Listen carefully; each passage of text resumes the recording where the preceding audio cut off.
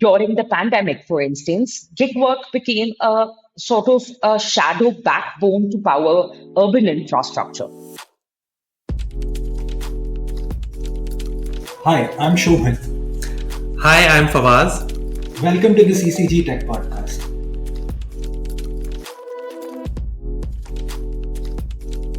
Hi, thank you so much for joining us, Soujanya and Ritvik. Before we begin, we would love it if you could introduce yourself for our listeners and also tell them a little bit about the work that you do. Happy to go first. I am Soujanya. I have been at Aapti for 3.5 years now, and Aapti is a tech policy research firm based in Bangalore, but with very long limbs. And our research has thankfully gone places. And of the different verticals that we look at, one of our core focus areas is platform mediated labor. And at Aapti, I have been leading this work during my time. And under the platform mediated labor bucket, the details of which we'll get into today, hopefully, is some interesting research, but also first of its kind interventions, quote unquote, that we've been able to pilot in India. And so part of Aapti's effort, particularly in the platform mediated labor space, is to take our research to some sort of action, and whether it is action in terms of direct engagement with platforms or whether it is action that is led to, um, building up and feeding into the regulatory momentum that this space has been witnessing over the past 2 years. And that is the long and short of my work. Thanks so much for having me. And over to you, Ritvik. Right. Hey, my name's Ritvik, and I've been working at Aapti Institute for roughly a year. Broadly speaking, my work focuses on digital labor platforms and AI value chains.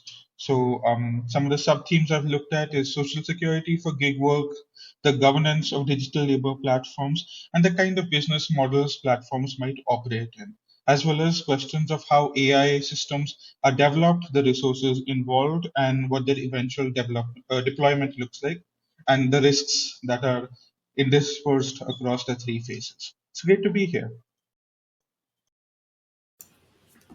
Thank you, Saujanya. Thank you, Ritvik, for that introduction. It's great to have you here. And before we sort of deep dive into the flurry of legislative activity that you spoke of, could you tell us a little bit more about why has platform-mediated labor become so prominent, particularly in countries like India? And why are state governments trying so much to regulate it over the past year or two? I'll jump right in, and it's interesting that you should phrase it as why has platform mediated labor become so important to India, right? And this is coming at the backs of a government affiliated entity, which is the Niti Aayog, that estimates that the number of people engaged in platform mediated labor in this country is anywhere between 7 to 7.5 million in as of 2021 when this research came out, and by 2030 Niti Aayog estimates that this number could be anywhere in the thereabouts of 23.5 to 25 million, which is roughly 25 to 30% of our population, right? And that says something in terms of the sheer size of the workforce that gets employed in this space. And comparative research for platform mediated labor and the number of people who are engaged in this for the global south is quite high. There are certain estimates that peg this number at anywhere between 40 to 80 million, right? And why is there no reliable statistic? It's also because a lot of platform mediated labor arrangements are informal at the heart of it, right? So formalized calculation of estimates of number of people engaged is a little bit challenging, but there have been efforts by the ILO and similar such organizations to think about who are the people who are engaged. And in India and broadly in the global south, platform mediated labor is in some ways seen as a bit of a panacea for our pervasive problems of unemployment as well as underemployment that we've been facing. In India, we haven't had reliable statistics on employment come out in a good decade. So we really don't know what is the percentage of population that is engaged in formalized workforce versus informal workforce, or what is it that characterizes informal work in that sense, right? Mostly because in the 2010s, there has been a lot of infusion of technology and tech mediation in how people gain access to work and in that sense make money and build livelihoods. So this is one of the many reasons why you see just platform work becoming as big and as important because of the sheer numbers involved. But also the number game has implications for electoral politics, right? And in a country which is characterized by as much diversity in governance arrangements, you see different political parties, different governments as well, sort of partner with and leverage communities of gig workers as no more than a vote bank that they recognize is as crucial. And this is a conversation that has been in the newspaper for about 4 years now. I remember reading in 2019, in the lead up to the general elections, gig workers union saying like, we're going to behave like a vote bank. But it wasn't until late 2022 and early 2023, sorry, that a lot of this caught fire because as a part of the Bharat Jodo Yatra, for instance, you saw that Rahul Gandhi rode on a bike with a gig worker in Bangalore, the city which has many platforms and many workers, both in within the city as well as workers from outside the city, right? And you also saw Rahul Gandhi speak to Sheikh Salahuddin, who's been a bit of a poster boy for platform work and for the right reasons, even, right? There is excellent literature about Sheikh's work with the Federation of app-based taxi workers. And it was almost the centering of the gig work agenda within the frame of electoral politics, which has spurred new attention, whether regulatory or just broadly political attention into this space. And lastly, I would just like to add that while unemployment has been a problem that developing economies have been facing, but the entry of employment as a electoral agenda has seen a resurgence in the post 2019 period in India, right? And that is also, I would say, another reason why gig work as such is coming into sharp focus. And it has led us to think a little bit more critically about who is a gig worker, what is the gig mediated platform economy, what are the services they enable. There is excellent research to show that how during the pandemic, for instance, gig work became a sort of a shadow backbone to power urban infrastructure, right? And this research is by Aditi Suri, who's been studying gig and platform economy long before it caught fire recently. So all of this is to say there are many reasons why gig and platform economy has come into focus, but it definitely seems like it's going to remain on the agenda for a bit.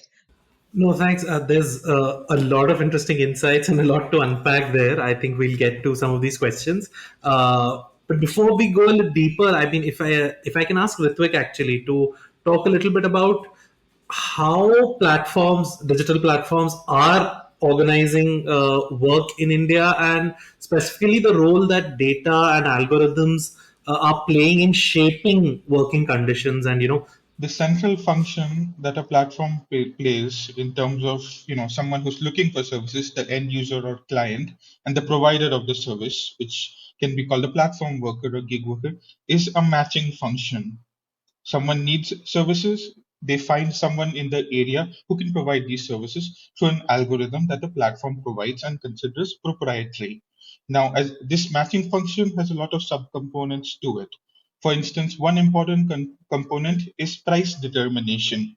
There's a lot of approaches you can take, but a lot of platforms, what they share in common is that they set the price that the worker eventually earns and the end user or client eventually pays. You can take a variety of approaches with this. You could try to, if it was, say, auto rickshaws, you could try to automate the meters that are used and stick to fares that have been around for a very long time, or you could use your own internal algorithm that uses a variety of data sources and modeling to come up with its own unique price points with special considerations like surge pricing for when demand becomes very high, which both motivates drivers and platform workers to come out to offer their services, as well as what do you call it, discounts that incentivize clients to look into a particular platform. Um, Besides this, worker management is also consolidated through the matching function. So the firing, and the measurement. The hiring can be through what do you call it? Different apps, separate apps reserved for just the workers, where they provide their critical documentation. They may perform a test gig, and then they continue to earn through that app. It tracks the number of what do you call it, gigs they complete per day or per week, the specific conditions for incentive pay, which constitutes some would argue, the majority of effective earnings that workers make, and their eligibility for future events, as well as any nudges they might get in terms of special offers, like taking up extra work around dates of national importance, like what do you call it, festivals. It's also used as a site of measurement where they will track anything from the number of gigs you accept in a percentage format, which can have a major impact on you staying on the platform. To if you're involved with vehicles, the amount of braking and speeding that you might commit. It's called telematics data. Um, so yeah, I think the algorithm and the platform, one, it matches people who need services to people who can provide those services. Two, it sets the prices and the terms of engagement with the platform, which can either be revoked or altered by whoever holds control of the algorithm. Thanks. If I could just probe something there, because there is a lot of concern that the kind of algorithmic determination you're talking about, it isn't really as transparent, because the people at the other end, the workers or the people who are using it, don't really know the kind of factors that they're going in, how they're being weighted. So, is that, I mean, how much of a concern is it, and what is a way to understand, the value of transparency here?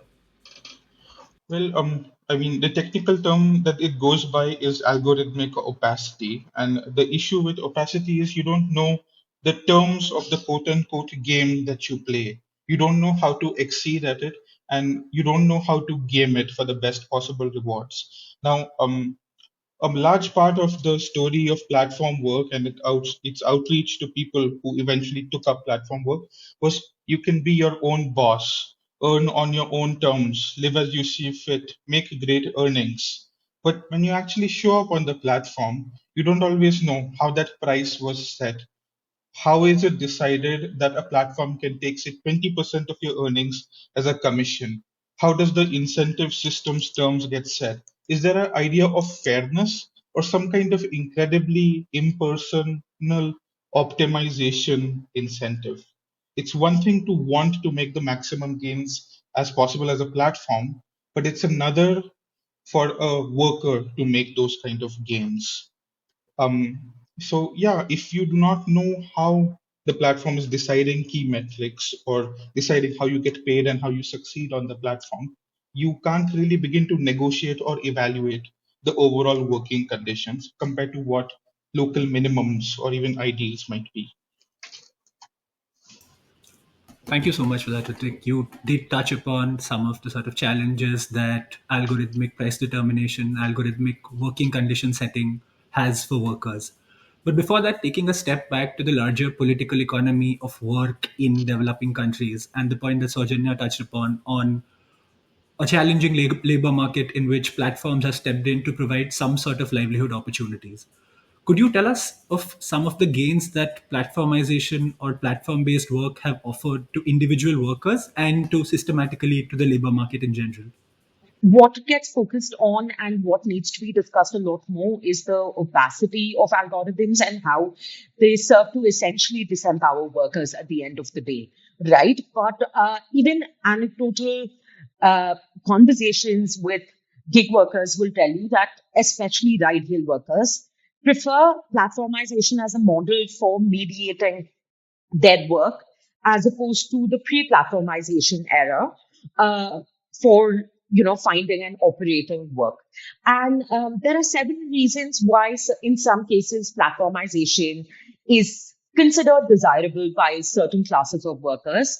And this is in any way not to take away from the alarming aspects of platform-mediated work, but just something for people to chew on when they think about absolutist arrangements like banning platforms to begin with, right? And I can some of the gains that platform work has afforded in that sense is very simply a reduction in transaction costs or opportunity costs for gig workers, right? And how did pre-platformization uh, ride-hail services work? You either converge in designated stands or you converge in what are considered hotspots or busy spots like airports and railway stations and bus terminals and office parks and so on, and hope that you will find transportation, you will find people to,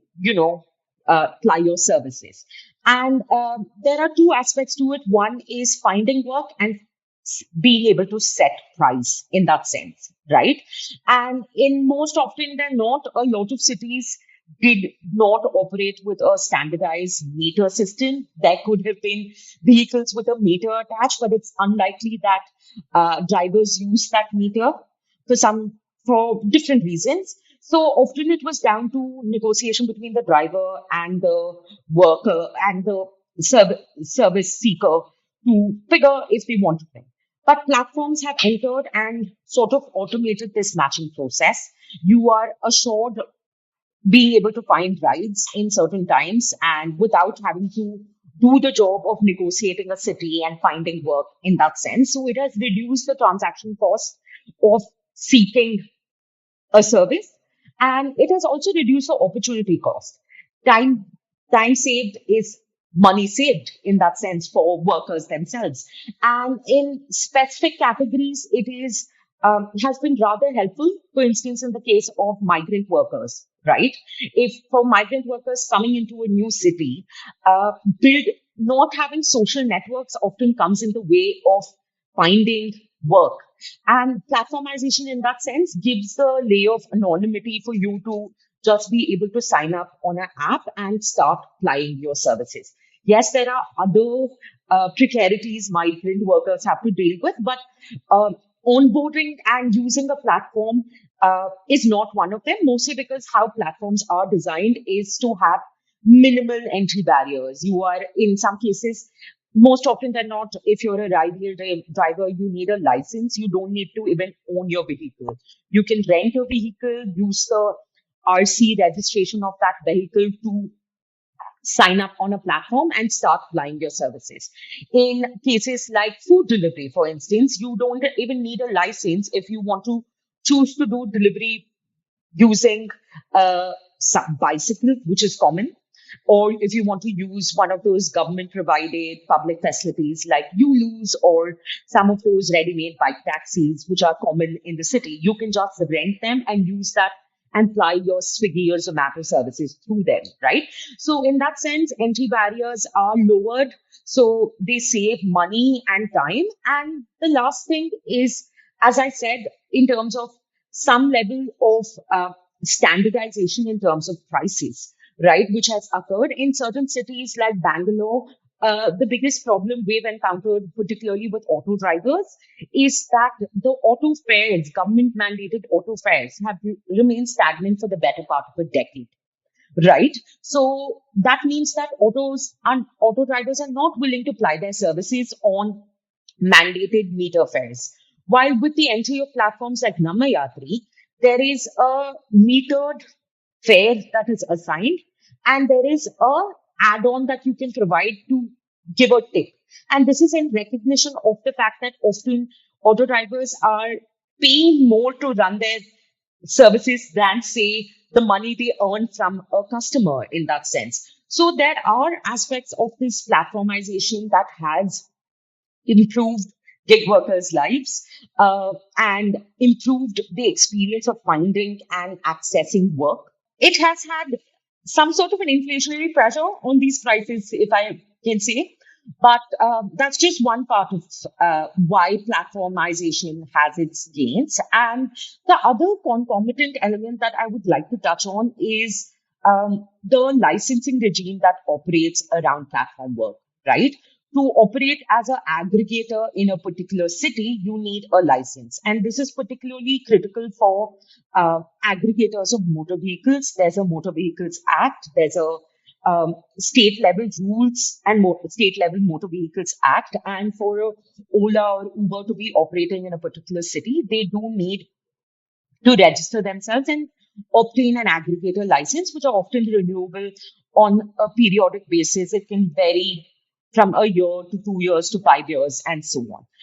And one of the things that happened in Bangalore in 2022, and this is interesting to note, is somebody woke up and decided to tweet that autos on Ola seem to be charging exorbitant prices for what is a 2 kilometer ride. They seem to be quoting 100 and 150, and they decided this surge pricing is unfair and decided to tweet about it. Except this was picked up by an MP from Bangalore who tweeted this to say that what are platforms doing in this city? Someone needs to regulate them. And this created pressure on the transport department in the state, whose immediate reaction, and in some ways a knee jerk reaction even, was to ban platform mediated auto services.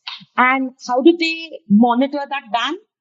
They decided to stop auto drivers in random corners of the city, check their phones to see if this is a ride which is booked via an app, and if it is, they were being charged anywhere between 500 to 5,000 as a fine, and they were also threatened with having their license or their RC card or their vehicle confiscated, right? And who did it hurt? The ban eventually. It did not hurt the platforms. It hurt the gig workers, right? And that led to a huge debate about regulating platform work. Should platforms be given additional licenses to ply bike taxis, to ply auto taxis, to ply uh, cars and cabs and so on? That was one category of debate that emerged from this. But the other category of debate was that how do you design platforms in a way that don't disempower workers, that see part of the financial remuneration translating into actual earnings for workers and not as surge pricing for platforms, right? And a lot of the debate and pushback around it has led to the emergence of new business models in the platform economy.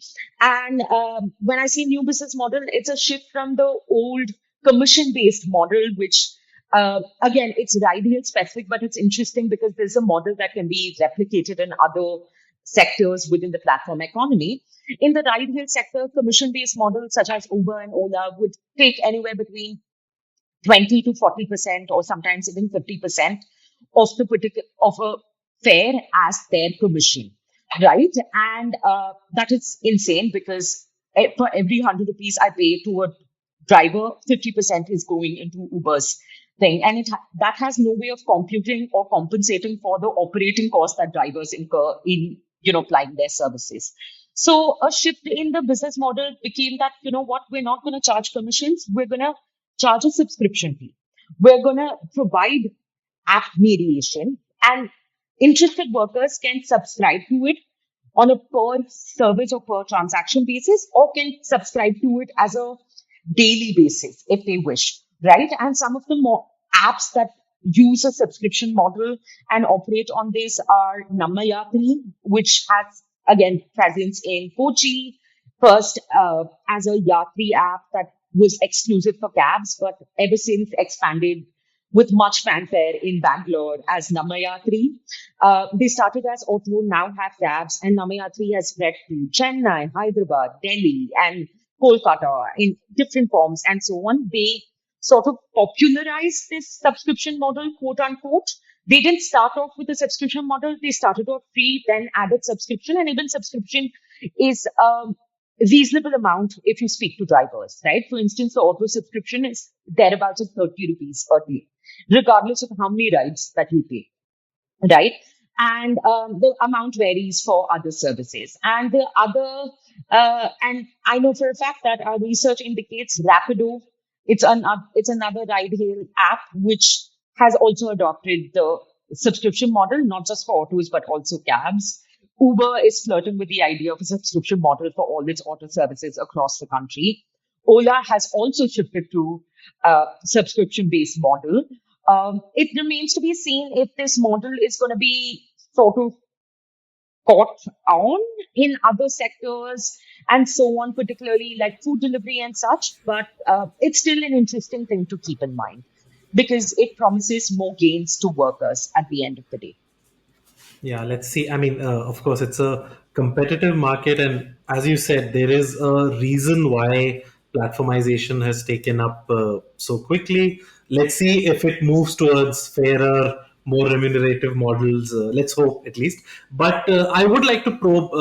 Even though we cannot be, of course we're not looking at any absolute responses, but still I think it helps to sort of understand the challenges a little better. And Ritvik, you talked about uh, algorithmic determination and problems with its opacity. Can you talk a little bit more about similar challenges that platformization poses for workers and for organizing the labor market in general, and how we might go about understanding these or mitigating these?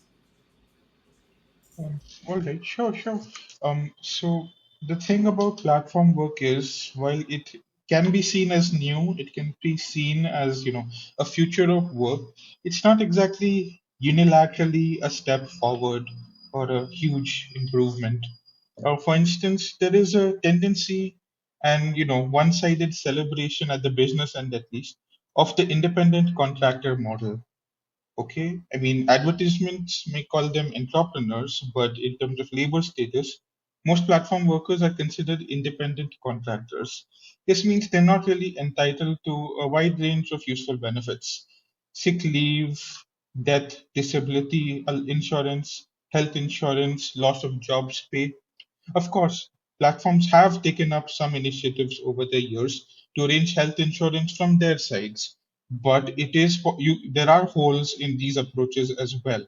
On the worker Yes, side, there and have if been I'm not wrong, then this idea of employment status has been quite central to a lot of conversation around gig work, isn't? for quite a long time, yes. There is there are people who believe that the ultimate solution to this would be to drag gig work across the standard employment relationship line and entitle them to the benefits full-time employees get. This, of course, faces its range of counter arguments. There are people who believe that, if you put on this quote-unquote compliance burden of giving people benefits and protections, then it'll be very hard to run a platform business, and you'll have to start pruning your workforce and keep a much smaller body of workers.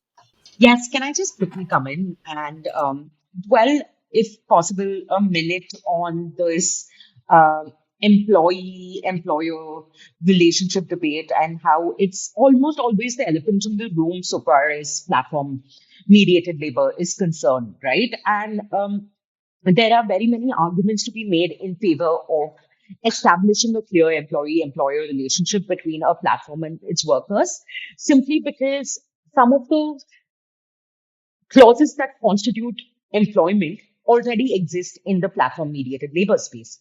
For instance, exerting operational control over one's workers. All of that necessarily happens by having like boundaries and limits about minimum trip acceptance, the fitness requirements, tracking how many hours you've logged in, and so on. And also gig work, I mean, the research terminology for this is almost 360-degree surveillance of a worker and workers' activities that in itself exerting operational control and limiting a worker's autonomy in that sense qualifies for employer-employee relationships. Thank you for that, Soujanya. I mean, it's interesting that you noted how, I mean, the question around employment versus independent contractor status remains unresolved. I believe that there is a petition that was filed by the IFAT in around 2019 before the Supreme Court, which, correct me if I'm wrong, to this date remains pending and hasn't been fully heard, if that is correct. Uh, On the data piece, so the EU and there they have provided a bunch of obligations on platforms to provide certain data to both individual workers as well as to collectives. Could you tell us why you think that conversation is not happening in India at this point? And to whatever extent it is happening, we see some provisions in the Karnataka draft law that came out last month. Why is the conversation as limited as it has been? Essentially, the platform work directive is reflects the reality of the platform economy in the space it operates, right? Often, social security is or security of income, security for health and education are not aspects that EU-based workers are often fighting for as vehemently as workers in other parts of the global south because of the solidarity systems that operate in different forms across European countries, right? So, in that sense, their basic necessities like access to education, access to healthcare, and so on is uh, in some ways guaranteed by state infrastructure, which is a missing part of the puzzle in the context of developing countries. And the second thing I want to add in terms of the maturity of the data conversation is simply the GDPR has been in existence for close to a decade now, right? And that in some ways has set a precedent and a culture of data awareness and data based advocacy, which is only again happening in countries like India, where our rules for the implementation of DPDPD are yet to be framed. I learned from the news that it might come out soon, but we don't know yet. To explain to a worker that fundamentally your exploitation is made possible, mostly because of your data, which is being mined, when he's unsure about his income, he's unsure about whether he's able to send his children to a school and so on, is puts into sharp focus what should be the regulatory priorities in that sense, which is why you see uh, conversations about social protection being or given more significance than, say, conversations about mediated surveillance and such. Having said that, one moot point, which is data driven surveillance of workers, as the DPB says, is that you can process an employee's data over the course of normal course of employment. But none of these gig workers actually qualify as employment employees in that sense. So what is the normal course of employment?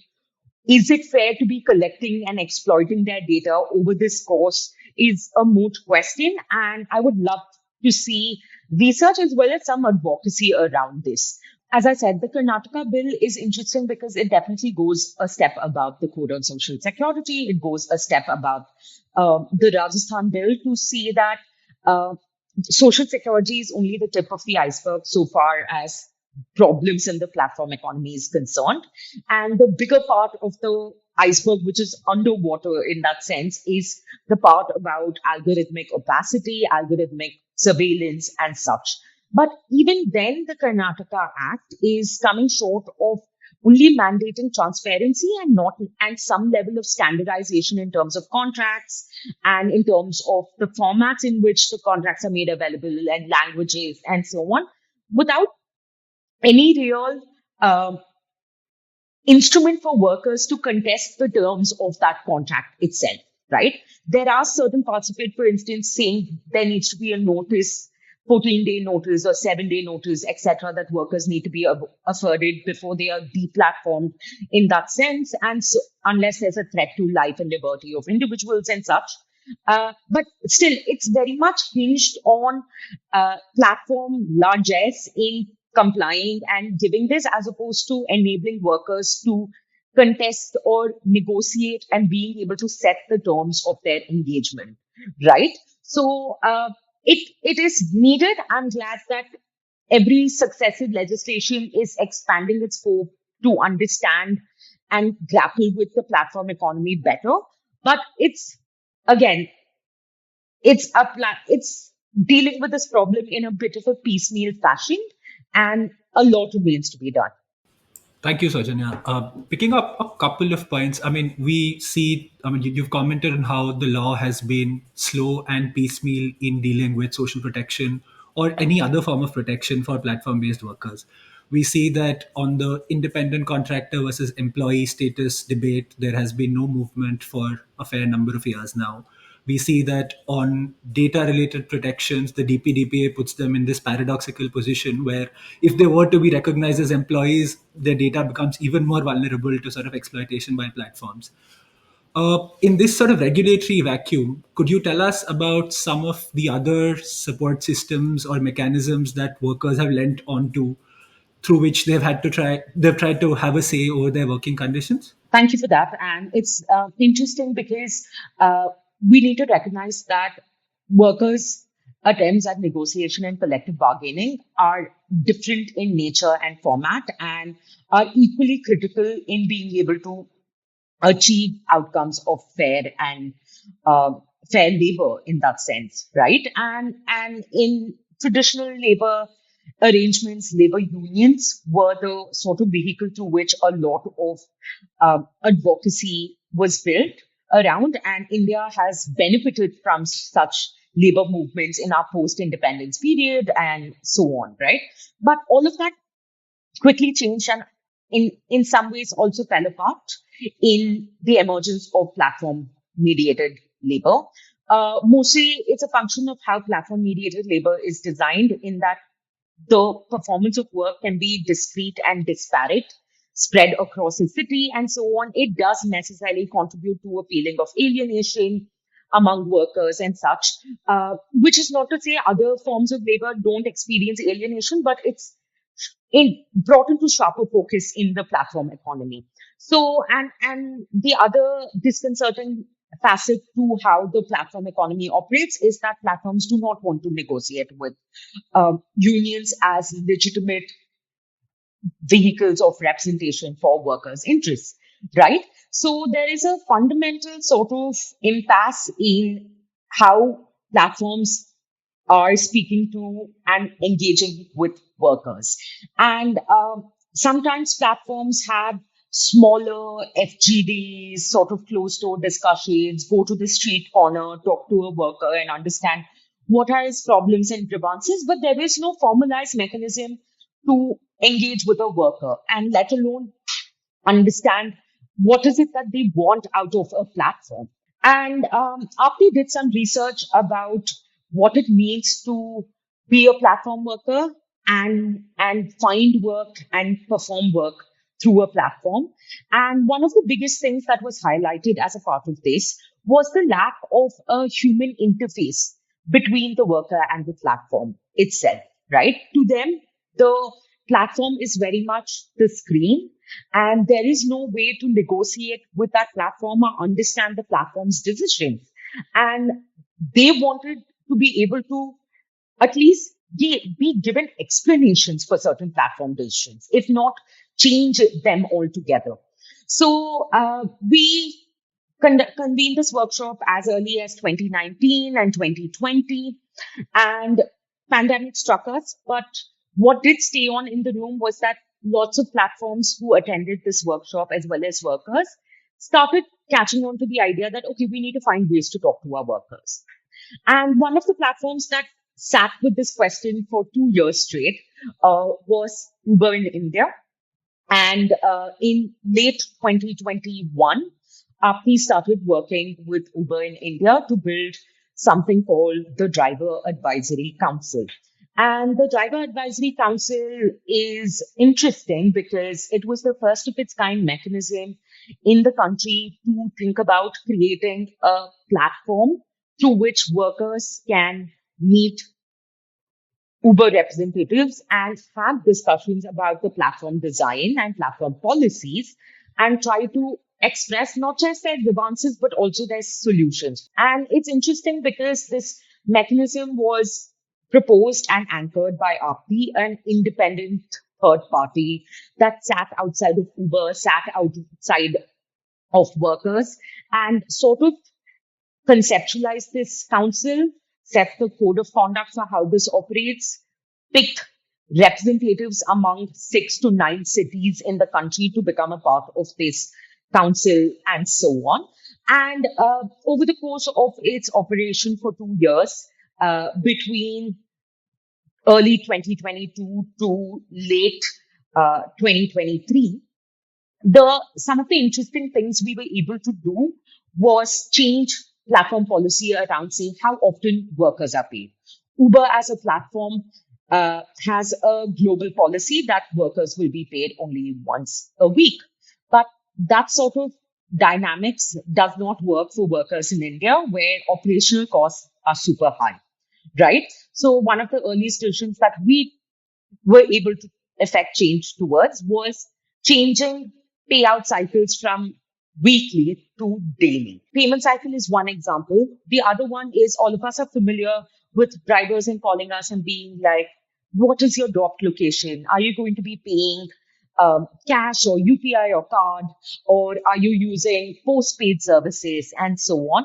And that in sometimes leads to high levels of cancellation and attrition in that sense. And one of the other things that was implemented was upfront fare, right? What is the fare as well as mode of payment that is visible to a driver when he gets a ride request, as well as upfront drop location. And so that means that there is daily payouts that happen. There's upfront fare and upfront location drop-off visibility.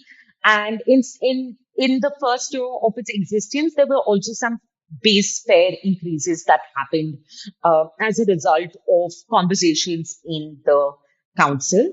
The council is not uh, an alternative to a trade union or a labor union. And there has been a lot of questions that we've fielded, whether it is an Uber sponsored union that is being run by Aapti and, has a collection of drivers who are somewhat more favorably disposed towards a platform. And the resounding answer is a no. It is not an alternative at all. It exists as an independent mechanism for mediation between workers and the platform. And all the workers were not handpicked by Uber, but handpicked by Aapti through a rigorous application process.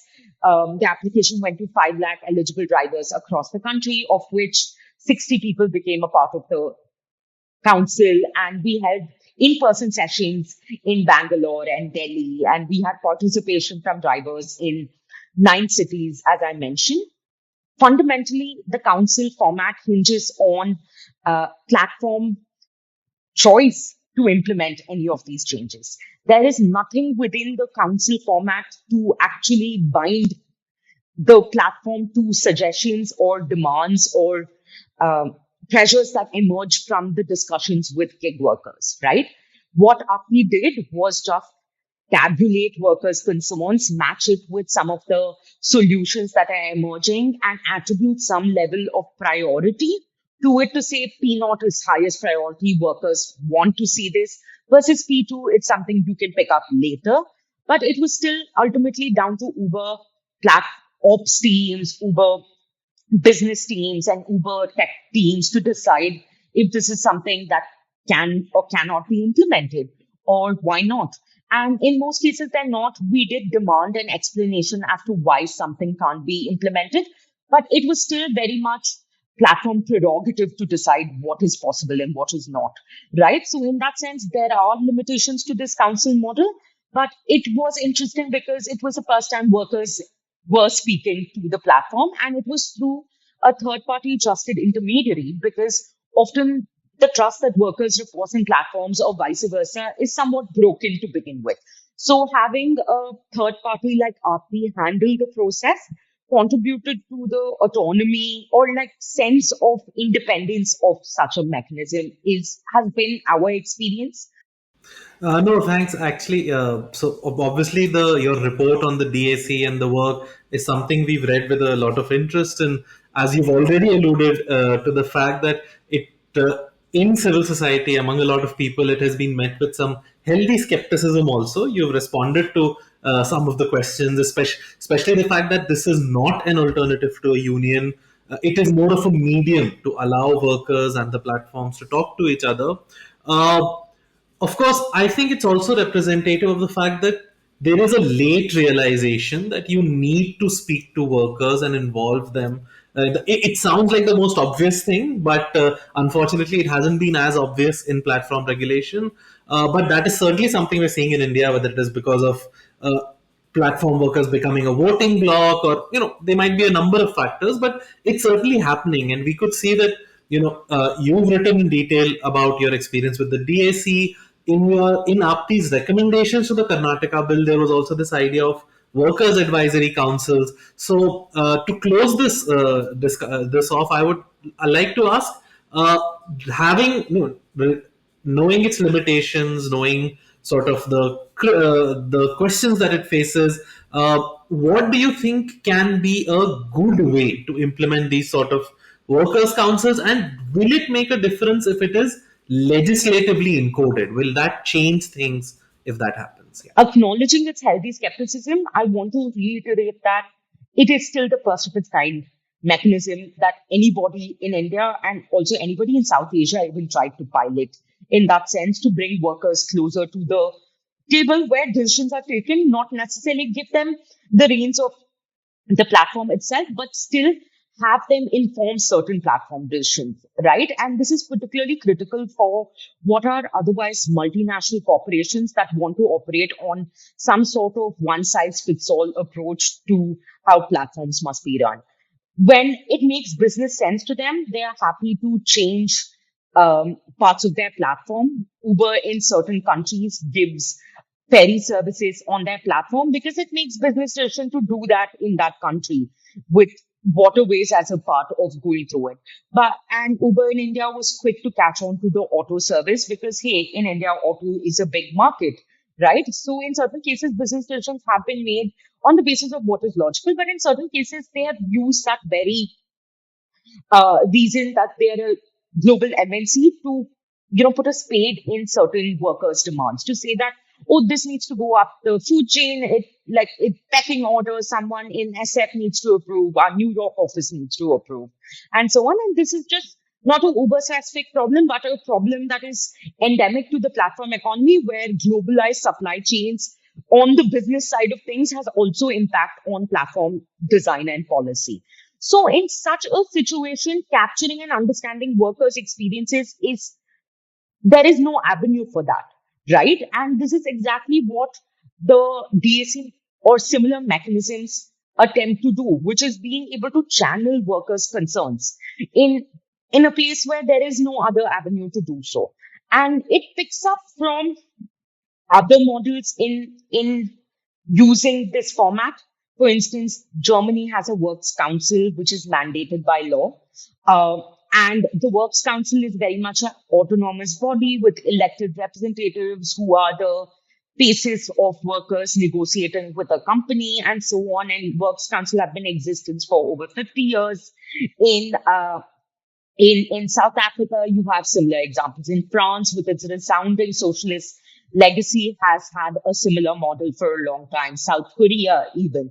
But all of that is different from the DAC in that they call for a certain level of organization of what is already a bound, formalized workforce to come together, cast their ballot, and pick a worker or representative who becomes their negotiating face in the council.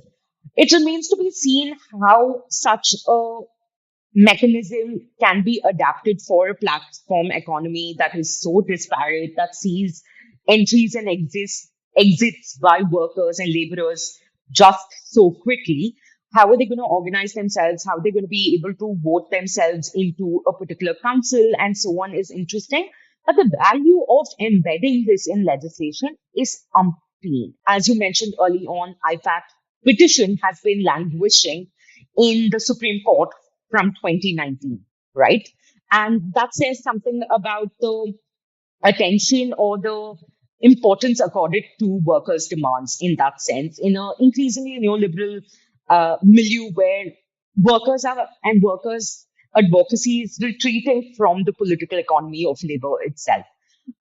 So having a DSC type of model will very much recenter the conversation around workers' lived experience, which is otherwise missing in this current platform economy discourse. And then another problem that has been confounding labor researchers for the better part of 30 years now in India is, are unions considered the only vehicles of representation of workers' interests, particularly when union membership is waning, right?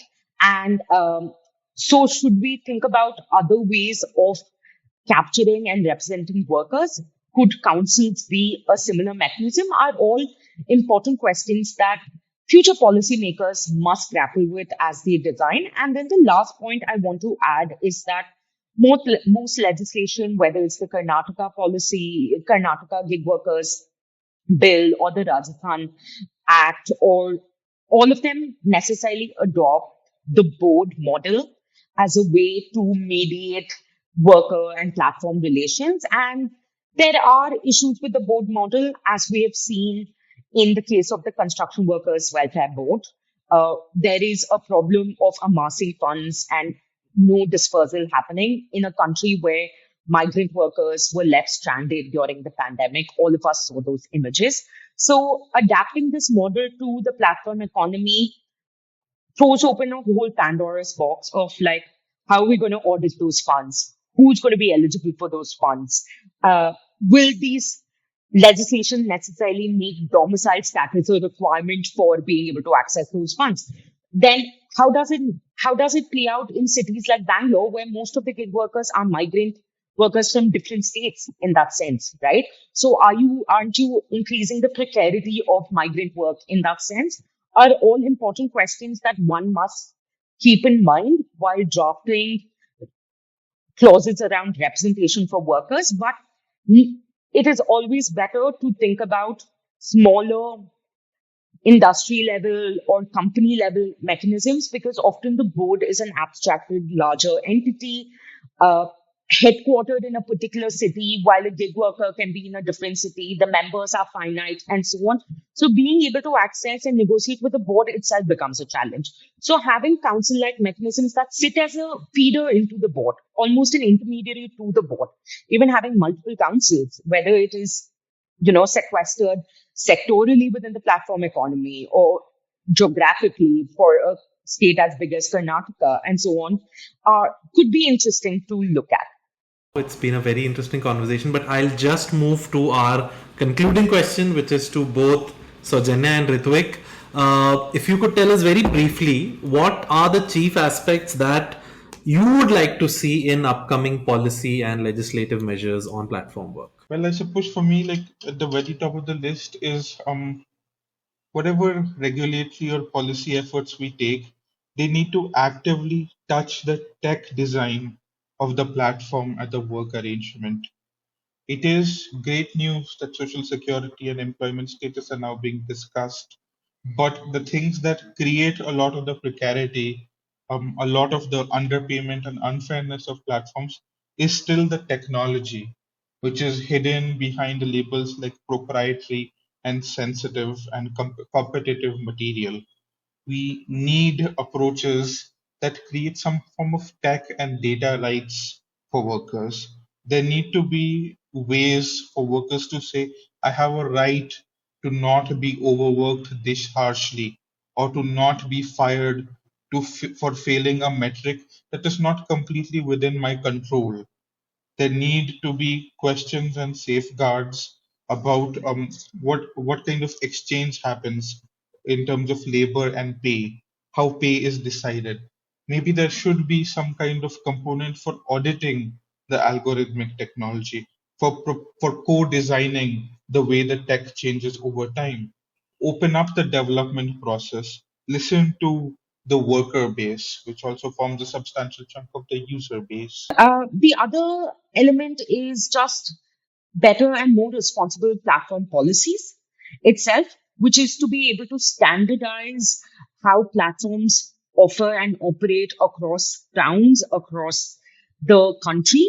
Because what is the experience of a worker in Bangalore is not the experience of a worker in Delhi. And with the social security legislation emerging, there could be very well a situation of arbitrage where certain places could have more profusion of labor while others don't. And it's unlikely to happen mostly because of how many people are engaged in platform work. But it is possible, is all I'm saying. So we need a little bit of an assurance of standardization in terms of what is offered by way of social security as well as platform policy across uh, these geographies and jurisdictions. And the last thing is perhaps a little bit of a plea for help, but to the people who put money into platforms, right? And barring a handful of platforms like Uber and Zomato. Most other platforms are still privately held and privately operated, fueled by deep, deep venture capital and angel pockets. Even what is considered stellar startups are at least a decade old, if you think about it. So, is there something to be done to influence the ways in which investments are made? Right? Could we attribute certain human rights, normative linked decisions to how these investments are made? And such interventions are not unheard of. Sovereign wealth funds often operate with a very clear investment strategy and memo that outrightly say no to investing in stocks of companies that have human rights violations attributed to them, and so on. Could we perhaps think about making VC funds a little bit more responsible in that sense? Is my blue sky thinking question for every day when I think about the platform economy. But yeah, back to you guys. Thank you so much, Soujanya. Thank you, Ritvik.